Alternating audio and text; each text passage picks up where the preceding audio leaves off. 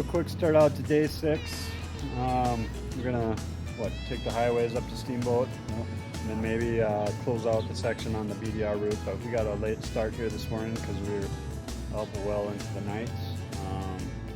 So we completed the entire BDR. Lots of extras.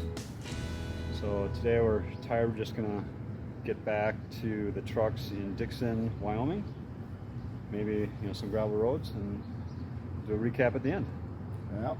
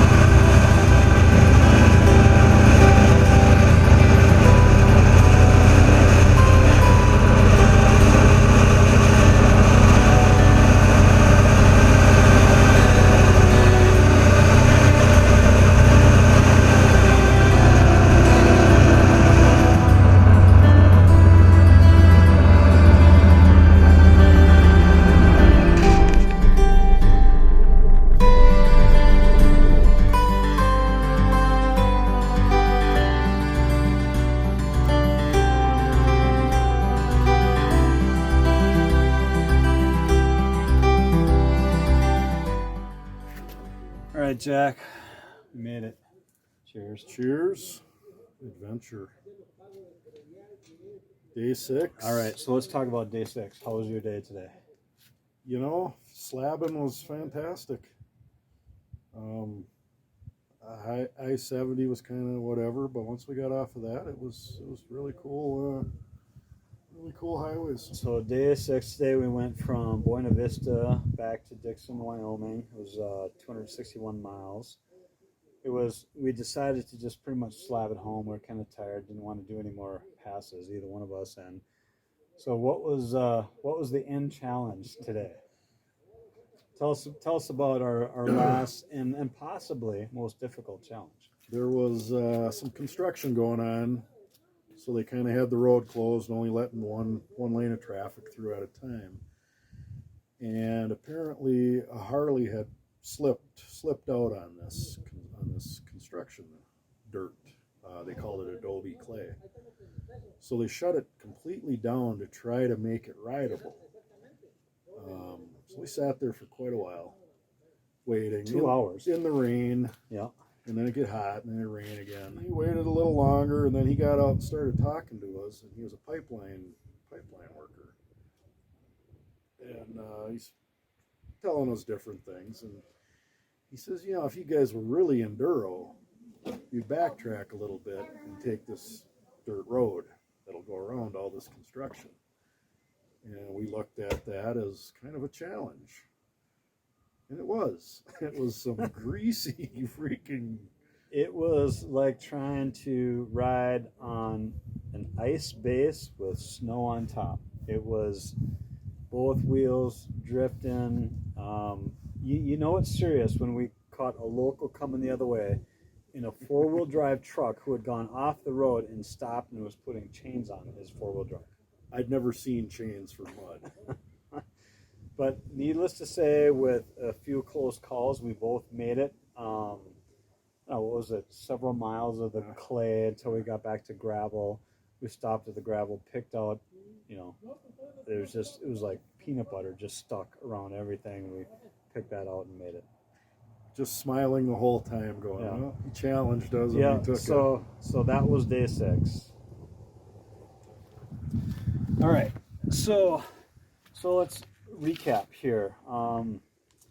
Day 1, we did Dixon to Gypsum. That was about 252 miles. Day 2, Gypsum to Buena Vista, 156 miles. Day 3, Buena Vista to Cortez. We took the valley down to get around the rain. That was 357. That was all pavement. Right. So day 1 we did the BDR sections 6 and 5. Day 2 we did section 4, and then we skipped on our day 3.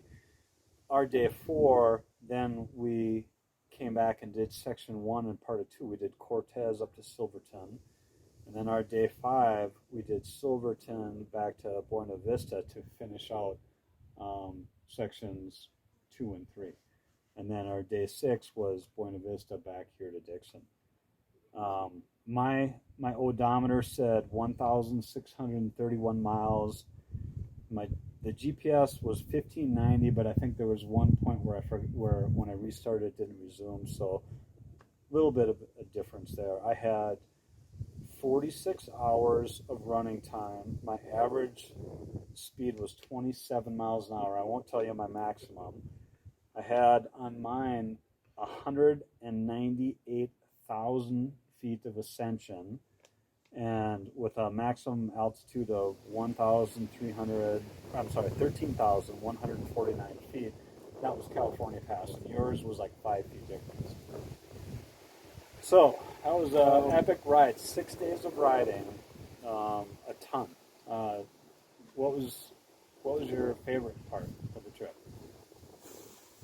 Well, not dying on them passes. It was way over my ability. I don't know ability but I was pushed beyond my comfort zone. It was cool.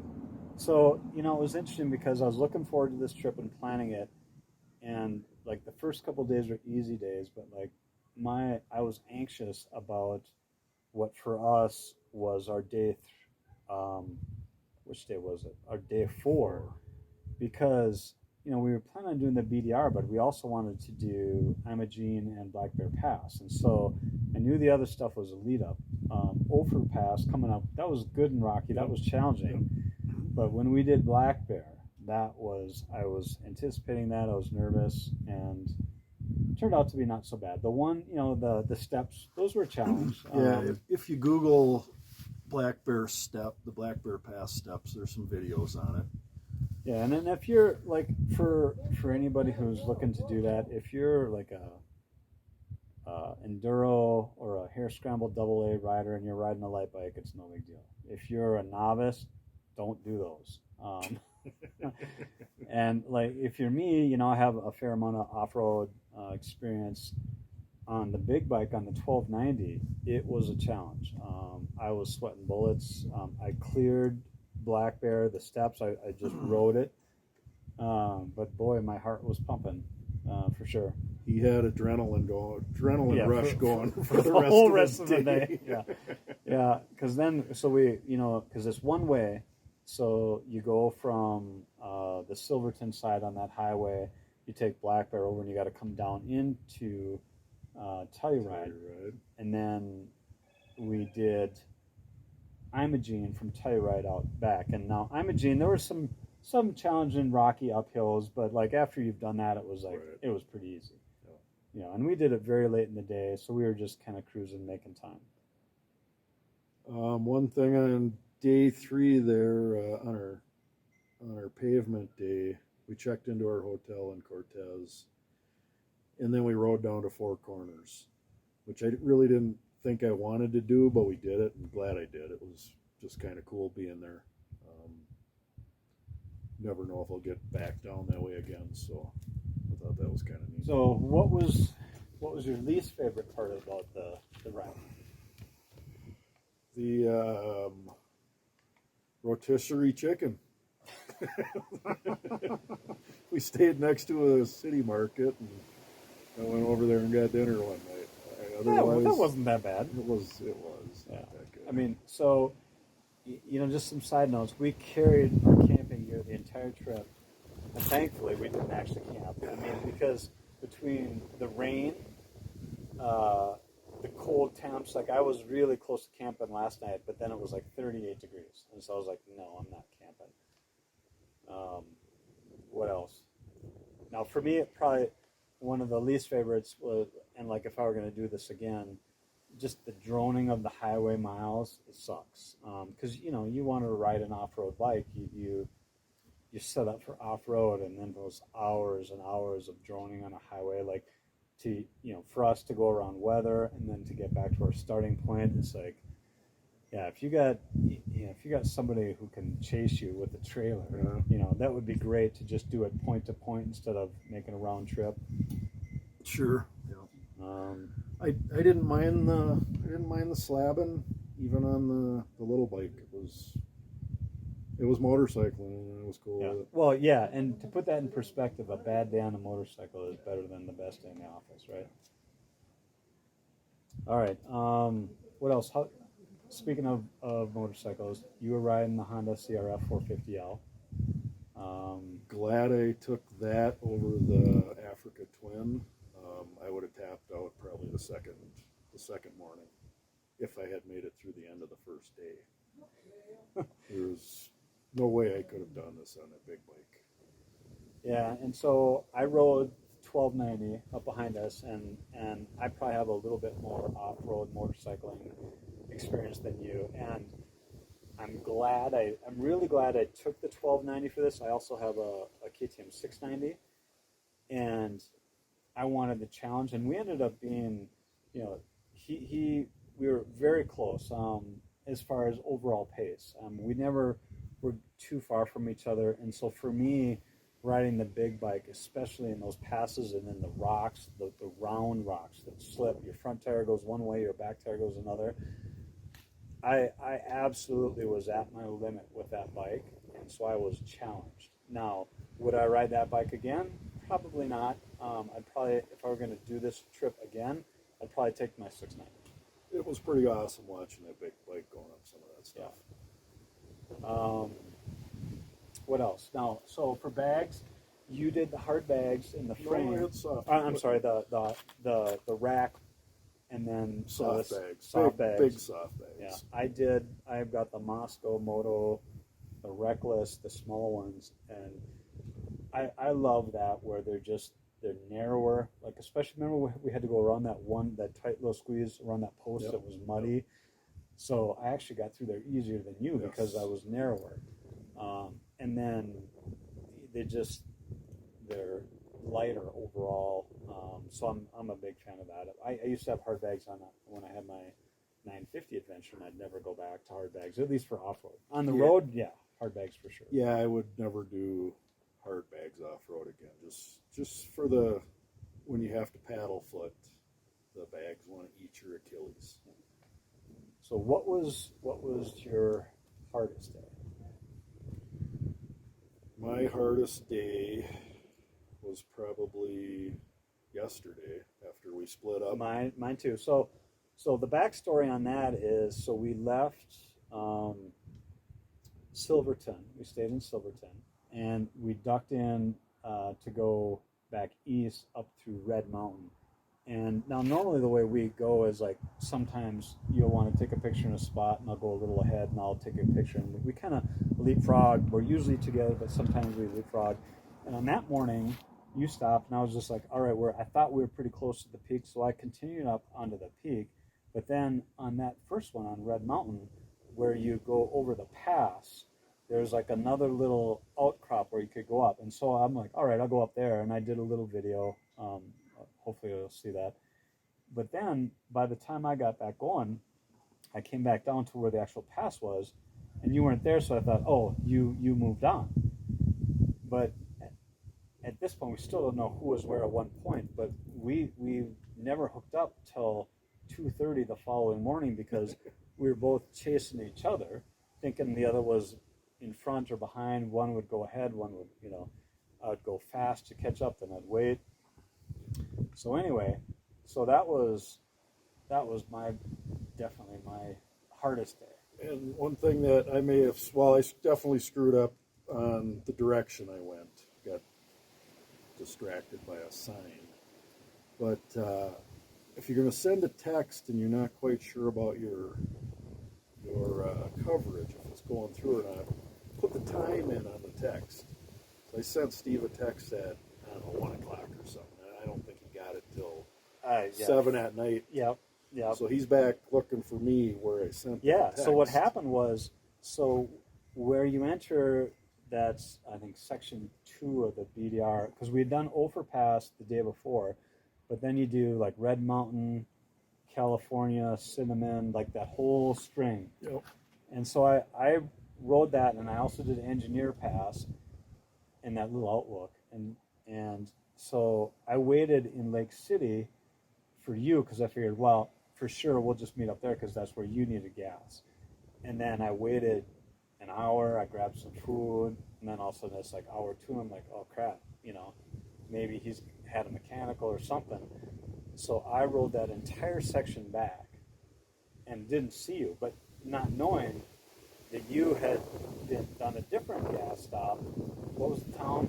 Creek or something? No, I did Lake City. Did you? Well, somehow we missed each other. And so anyway, so now at that point, it's, 4 in the afternoon, I'm going one direction, he's going the other, and I didn't get his text till I was back almost to Ridgeway. And so then I did that other extra loop, because I had already done those 5 passes going east. I did the 5 going back west, and it was raining and sleeting and all the OHVs. It was just a mess, So I'm like, I'm not doing that again. So I did that extra loop, and I did like Owl Pass or something, and those others. And I got back to Lake City probably 7:30, and that's when we talked on the phone. And so then I'm like, well, I'm going to chase him. And so I did that whole section 3, starting at 7:30 at night. And I did what was the sign where you could either do Cottonwood Pass or what was it called? It was called Oh, the Aspen Tunnel. But anyway, so you thought that looks cool, tunnel, you're going to do that, right? Tell us about that. It was cool. And then it turned into, we'll edit it in, whatever pass that was. And it was a brutal climb with some tough sections of climb. And I get to the top, take some photos, and start heading down. And it was Baby Head City going down.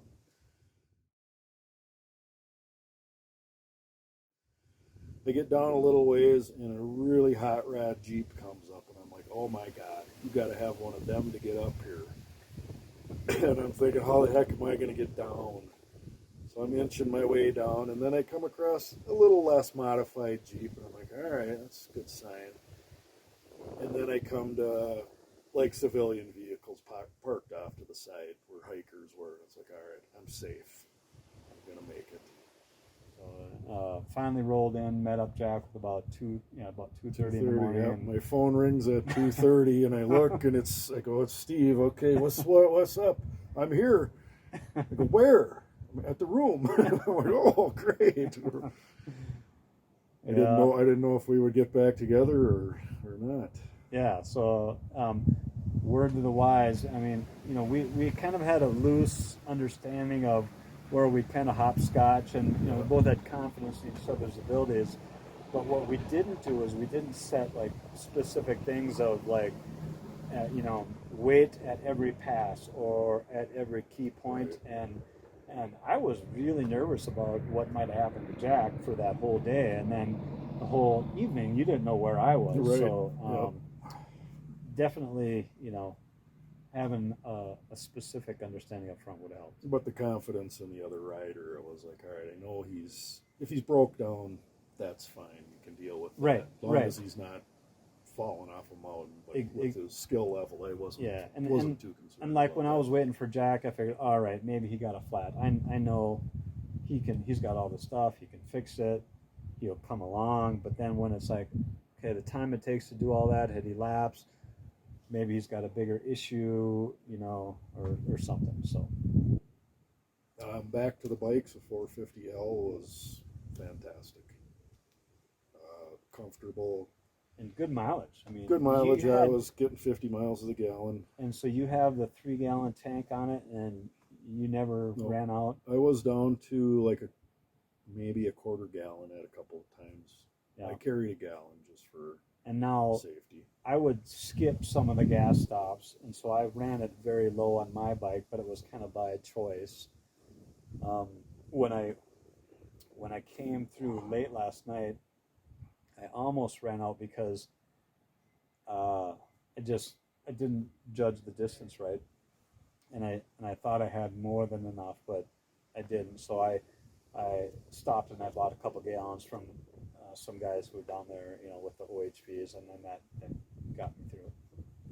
And in the major passes, there are a lot of the side by sides out there.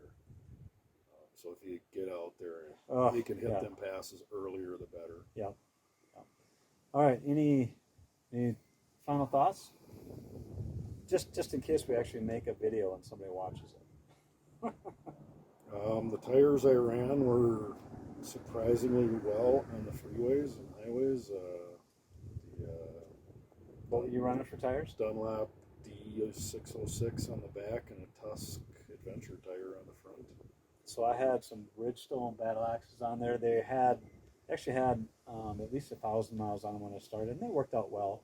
One thing we talked about earlier was anytime you can spend on your bike in the garage beforehand, going through it, those rocks will rattle parts loose.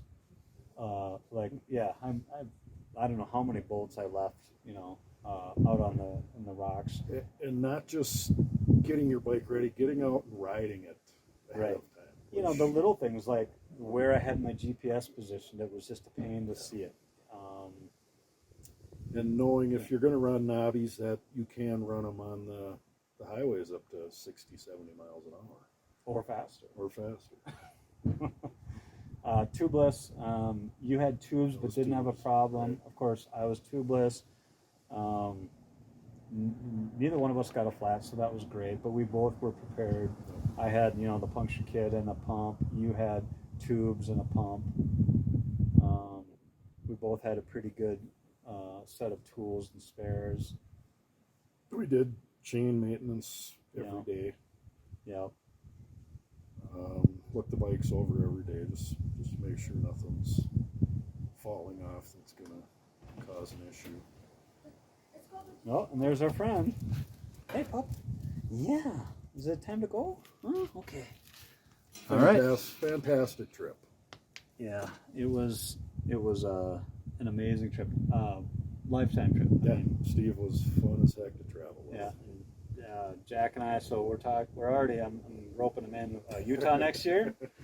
Do the Utah BDR. Yeah. We got to find a faster rider to hang with him, a slower rider to hang with me. But yes. All right. So hopefully you guys enjoyed this and learned something and can take that to your own trip.